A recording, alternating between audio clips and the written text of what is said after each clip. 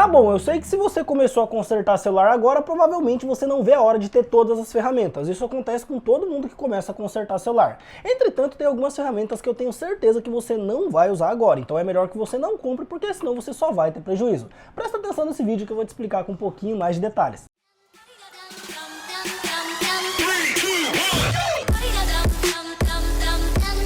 Fala pessoal, tudo bem com vocês? Eu sou o Renan da NiceCell AssistTech. Nesse vídeo aqui eu vou falar sobre algumas ferramentas que os iniciantes não devem comprar quando eles começam a consertar celular. E eu digo isso por experiência própria. Teve algumas dessas que eu comprei e eu só me lasquei porque eu não utilizei praticamente até hoje. Mas antes, se você ainda não é inscrito aqui no canal, por favor, não esquece não de se inscrever aqui, porque eu tô sempre trazendo dicas para quem tá começando, para quem já trabalha na área e até para quem já tem muita experiência no conserto de celular.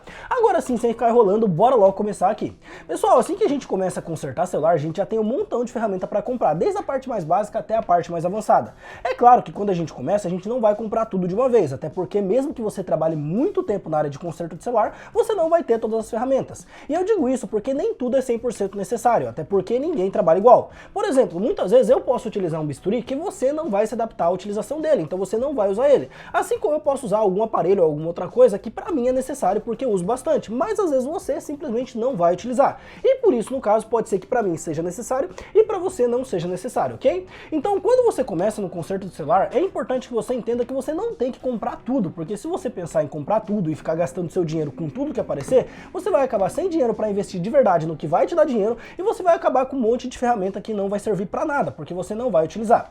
Então, nesse vídeo aqui, eu vou falar para vocês sobre as ferramentas que eu comprei e que eu me arrependo de ter comprado quando eu comecei. Hoje em dia eu compraria? Com certeza eu compraria, porque hoje em dia eu tenho um pouquinho mais de condição e eu posso, no caso, testar algumas ferramentas. Tanto é que eu já comprei muita ferramenta que eu não gostei, não usei, eu acabei doando ou até mesmo jogando fora porque não servia pra nada. Mas, se eu tivesse começando hoje, eu focaria somente em ferramenta que eu vou utilizar, porque quando a gente começa, a gente não pode ficar gastando dinheiro à toa, porque senão vai faltar dinheiro pro que realmente importa, bacana? Bom, dito isso então, agora eu vou falar pra você as ferramentas que eu não recomendaria que você comprasse se você estivesse começando hoje.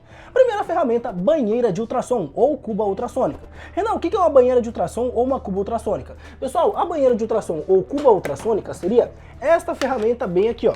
Essa ferramenta aqui, ela serve basicamente para você desoxidar a placa de um celular, ou seja, o aparelho caiu na água, você vai colocar ele aqui dentro e você vai dar um banho químico nele com álcool isopropílico. Toda vez que você aperta aqui o botão de ligar, essa banheira ela começa a vibrar e essa vibração faria com que a sujeira que ficou dentro do aparelho causada pela oxidação saísse no caso da placa. Mas isso é somente na teoria. Por quê? Porque na verdade, pessoal, isso daqui não consegue tirar a oxidação grossa mesmo, então ele vai tirar a parte mais levinha da oxidação. Se você quiser fazer uma desoxidação de qualidade no aparelho, você vai ter que utilizar um pincel ou uma escova. Você vai molhar de álcool isopropílico e você vai esfregar ali com bastante força no local que está oxidado. Inclusive, se o aparelho estiver mergulhado na água, você vai ter que tirar todas as blindagens e fazer essa limpeza com bastante atenção, porque só colocando na banheira basicamente não resolve nada, ok? Então assim, você vai pagar aí 300, 400 ou até 500 reais numa banheira dessa daqui, para no final das contas ainda ter que usar o pincel. Então, na minha opinião, não vale de nada você comprar esse equipamento, porque você compra e você acaba não utilizando para nada, porque no caso, toda vez você ainda vai ter que usar o pincel, bacana?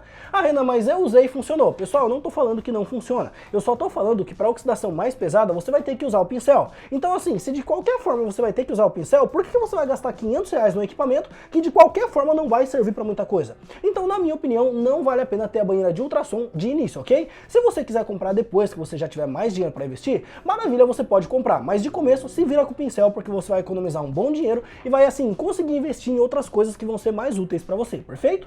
Bom, dito isso, agora eu vou falar sobre a segunda ferramenta que eu não compraria, que é o Short Killer. Renan, o que é o Short Killer? Pessoal, o Short Killer ele é basicamente um assassino de curto e ele serve basicamente para jogar uma tensão e corrente bem alta na placa para matar o componente em curto. Por exemplo, vamos supor que eu tenho dois componentes na placa e esse daqui tá em curto. Se ele tá em curto, esse daqui também tá, porque eles estão na mesma trilha, ok? Só que o curto tá sendo causado por esse daqui, perfeito? E essa trilha aqui é uma trilha de 4.2 volts e 3 amperes, bacana? O Short Killer ele vai jogar uma tensão de 4.2 volts e 20 amperes. Lembra, essa trilha aguentava 3 amperes, o Short Killer vai jogar 20 amperes nessa trilha.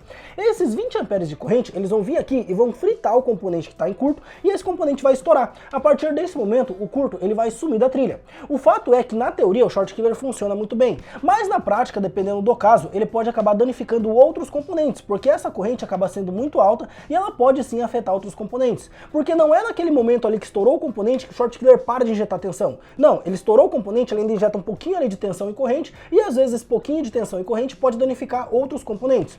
Então, para quem está começando, o short killer, ele pode não ser tão útil. Ah, Renan, mas existe a forma correta de usar o short killer? Sim, pessoal, inclusive tem vídeo aqui no canal onde eu mostro como usar o short killer. Para quem não viu, vou deixar bem aqui para vocês assistirem depois desse vídeo aqui. Mas é importante que você entenda, tá começando agora, não compra o short killer ainda, ele não vai ser necessário para você. Talvez no futuro você até pode comprar para testar, mas eu te afirmo isso aqui, a cada 100 concertos que você faz na sua bancada, 2 somente você vai usar o short killer. Os outros 98 você vai usar somente conhecimento, fonte de bancada e multímetro. Não vai precisar desses equipamentos tão diferentes aí, ok?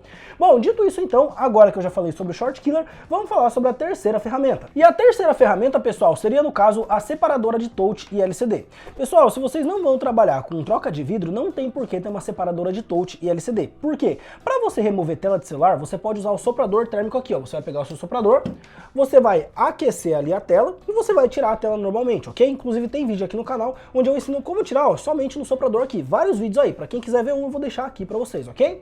Mas bom, dito isso, pessoal, a separadora de touch LCD, ela ajuda sim a tirar a tela e ela é realmente muito funcional. Mas é uma coisa que temporariamente você consegue utilizar o soprador. Inclusive eu, quando comecei, não tinha dinheiro para comprar a estação de retrabalho e a separadora. Então eu comprei só a estação de retrabalho. O fato é que depois que eu comprei a separadora, eu não me adaptava a usar ela, porque eu tinha acostumado com o soprador. Então assim, eu vi que ela não era tão necessária. Hoje em dia eu tenho a separadora para usar para troca de vidro, porque para troca de vidro você não consegue fazer utilizando o soprador. Tem que ter a separadora, ok? Então se você trabalha com troca de vidro, aí sim tem que ter a separadora. Agora, se você só faz troca de tela no dia a dia, não tem por que você gastar 300, 400 ou até mesmo 600 reais aí numa separadora agora de início. Vai ser um gasto que ele não é tão necessário na sua bancada nesse momento, porque dá para você substituir por outra ferramenta bacana, a não ser que você tenha assim o sonho de ter uma separadora, ou que muitas vezes você só se adapte a usar ela, porque às vezes você já acostumou a usar ela e ela quebrou agora, e você no caso vai ter que comprar outra. Se você já se adaptou a usar ela e você gosta de trabalhar com ela, aí sim você pode comprar para utilizar. Mas nesse caso, se você começou agora, ainda não é necessário, não tem que gastar dinheiro com ela agora de início, ok? E agora vamos passar aqui para a quarta ferramenta, que seria no caso uma câmera térmica. Pessoal, câmera térmica é uma ferramenta muito boa, é uma ferramenta que consegue pegar muita fuga que às vezes a gente não pega no olho, não pega com multímetro, não pega de forma nenhuma. Entretanto, é uma ferramenta extremamente cara. Hoje em dia, uma câmera térmica de qualidade, você vai pagar no mínimo R$2.000. Isso se você comprar no Brasil, porque no AliExpress agora com essa taxa tá praticamente impossível comprar qualquer coisa que seja mais caro do que R$50 aí, bacana?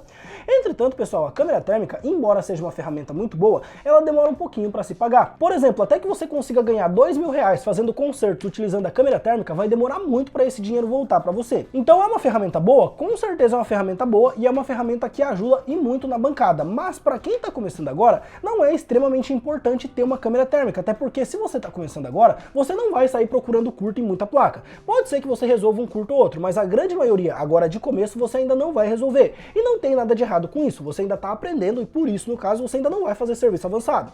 Conforme você for avançando, aí sim você vai ter a necessidade de ter uma câmera térmica. Aí sim você vai lá, gasta dinheiro, compra uma câmera térmica para você fazer reparos mais avançados. Mas enquanto você está começando, não é necessário. Você vai ter um gasto enorme aí e que muitas vezes vai demorar muito para retornar para você, ok?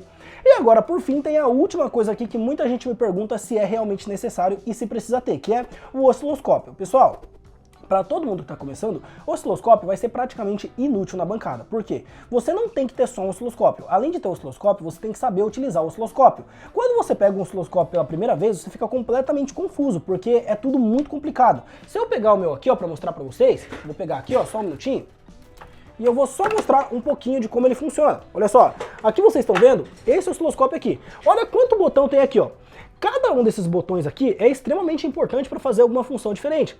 E dependendo do que você vai medir, você vai ter que usar 2, 3 botões de uma vez só. Então você vai ter que saber exatamente como mexer nessa máquina aqui para que você saiba medir e saiba de fato se tem ou não defeito na placa. Então não adianta você ir lá e gastar 5, 6, 7 mil reais para comprar, no caso, um osciloscópio, sendo que no final você nem mesmo vai utilizar o osciloscópio, porque você não sabe como utilizar. Então se você está começando agora, não compra um osciloscópio. É loucura você gastar o seu dinheiro no osciloscópio se você está começando agora. Você não vai utilizar para a maioria dos reparos. Pessoal, eu falo por experiência própria. Para Android, a gente vai utilizar o osciloscópio em 5% dos reparos.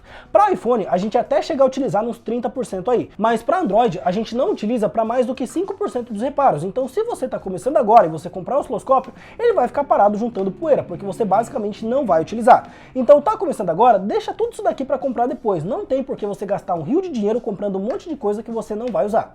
Pessoal, eu tô falando isso daqui por experiência própria. Quando eu comecei, eu comprei um montão de coisa que eu não utilizei. E eu senti depois falta desse dinheiro para investir em outras coisas. Então se você tá começando agora e não sabe o que comprar, guarda o seu dinheiro. Vai comprando conforme você precisar. Por exemplo, tô trabalhando aqui, eu tô sentindo que tá me faltando um microscópio. Compre um microscópio. Tô trabalhando aqui, eu tô sentindo que tá me faltando uma estação melhor. Compre uma estação melhor. Tô trabalhando aqui, eu tô sentindo que tá faltando uma fonte de bancada. Então compre uma fonte de bancada. Você vai comprando de acordo com a sua necessidade. Porque se você comprar um monte de coisa, no final vai ter um monte de coisa que você não vai usar e vai faltar dinheiro para investir no que você realmente vai usar, ok?